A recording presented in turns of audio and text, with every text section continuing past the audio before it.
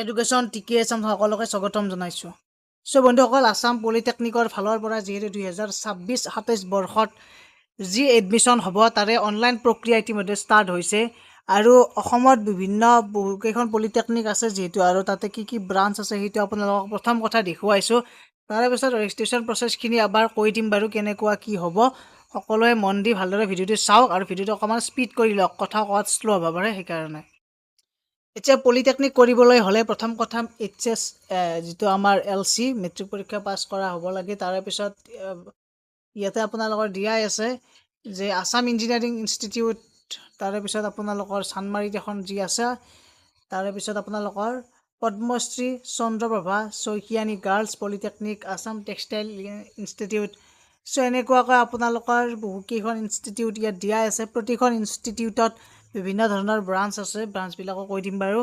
চ' এইখিনি আপোনালোকৰ দেখিছে, এইকেইখন হৈছে polytechnic: Barpeta polytechnic, Dhemaji, Karimganj, Lakhimpur polytechnic, Golaghat polytechnic, Goalpara polytechnic, Nalbari polytechnic, Kamrup polytechnic, Sivasagar, Sonitpur, Morigaon, এনেকুৱাকৈ বহুকেইখন পলিটেকনিক আছে যিহেতু। চ' এতিয়া আপোনালোকক মই দেখুৱাম।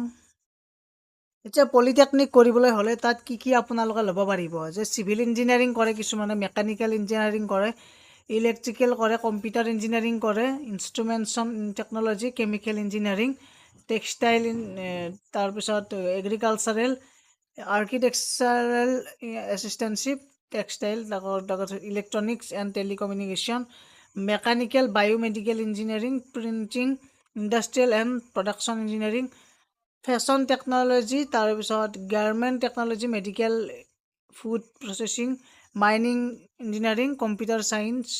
চ' এইবিলাক আছে, আপোনালোকৰ ব্ৰাঞ্চবিলাক ল'ব পাৰে। এইবিলাক নিজা নিজা কথা, যোনে যি ভাল পায়। এতিয়া আমি দেখুৱাইছোঁ ৰেজিষ্ট্ৰেশ্যন প্ৰচেছটোৰ বিষয়ে। ডেছক্ৰিপশ্যনত লিংক দিয়া আছে যে আপোনালোকে কেনেকৈ ৰেজিষ্ট্ৰেশ্যনটো কৰিব পাৰিব। চ' ইয়াতে প্ৰথম কথা, ৰেজিষ্ট্ৰেশ্যন কৰিবলৈ হ'লে ইয়াতে নিউ ৰেজিষ্ট্ৰেশ্যন বুলি এটা অপশ্যন আছে, ইয়াতে ক্লিক কৰিব লাগিব। ক্লিক কৰাৰ পিছতে আপোনালোকৰ যিখিনি আপোনালোকৰ ডকুমেণ্ট ইয়াত দিয়া আছে, স্পেচিয়েলি ক্লাছ 10ৰ মাৰ্কশ্বিটখন আপোনালোকৰ লাগিব, ইমেইল এড্ৰেছ লাগিব। তাৰপিছত আপোনালোকৰ এনেকুৱাকৈ ইয়াতে আছে নাম, full name, application date, application email, reenter application email address, mobile number, password, এইখিনি আপোনালোকৰ কনফাৰ্ম পাছৱৰ্ড কৰি কিনেও দিব পাৰিব। গতিকে এনেকুৱাকৈ ৰেজিষ্ট্ৰেশ্যনত ক্লিক কৰিব। চ' ৰেজিষ্ট্ৰেশ্যন কৰাৰ পিছত আপোনালোকে এতিয়া ৰেজিষ্ট্ৰেশ্যন লগ ইন কৰিব লাগিব, যিহেতু লগ ইন অপশ্যন আছিলে তাতে। লগ ইনত ক্লিক কৰি ইয়াতে আপোনালোকৰ ইমেইল এড্ৰেছটো আৰু পাছৱৰ্ডটো দি কিনে লগ ইন কৰিব লাগিব। কেপচা কোডটো আছেই। দিয়াৰ পিছত মেইন যিবিলাক ষ্টেপ থাকিব সেইবিলাক গম পাব। গতিকে মই এতিয়া লগ ইন কৰি লওঁ বাৰু।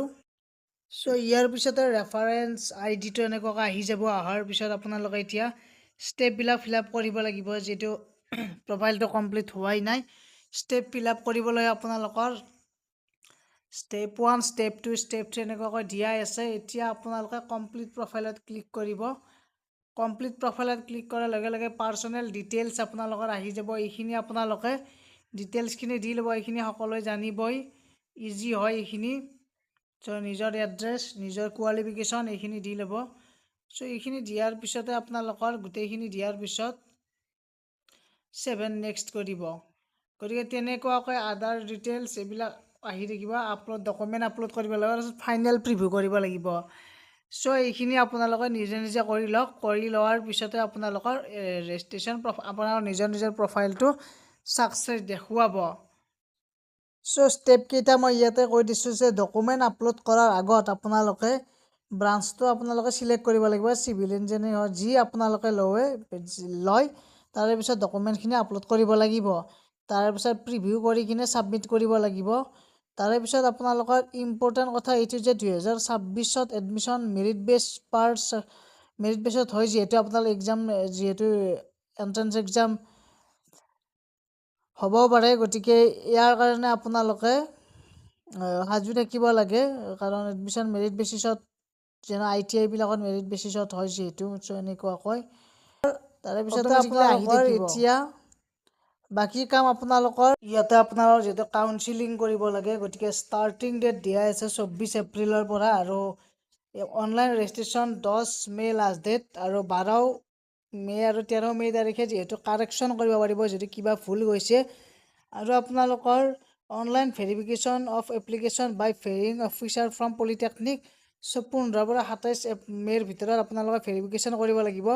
ভেৰিফিকেশ্যন কৰাৰ পিছতে কাউন্সিলিং প্ৰচেছবিলাক ষ্টাৰ্ট হ'ব। কাউন্সিলিং প্ৰচেছ মানে আপোনালোকে চিলেক্ট কৰি থাকিব লাগিব, কাউন্সিলিং হৈ থাকিব এনেকুৱাকৈ প্ৰত্যেকটো কাউন্সিলিং মানে ধৰি লওক ফাৰ্ষ্ট যিখিনি ছিট পালে তাতে ৰৈ যোৱাখিনি ছেকেণ্ড কাউন্সিলিঙত পাব, থাৰ্ড কাউন্সিলিং এনেকুৱাকৈ হৈ থাকিব, চিলেক্ট কৰি থাকিব, এলটমেণ্ট এটাত ওলাই থাকিব। গতিকে এইখিনি আছিল আপোনালোকৰ পলিটেকনিক সম্বন্ধে এটা আপডেট। সকলোৱে শ্বেয়াৰ কৰি দিয়ক আৰু ছাবস্ক্ৰাইব কৰি বেল আইকনটো প্ৰেছ কৰি দিয়ক। ধন্যবাদ, থেংক ইউ।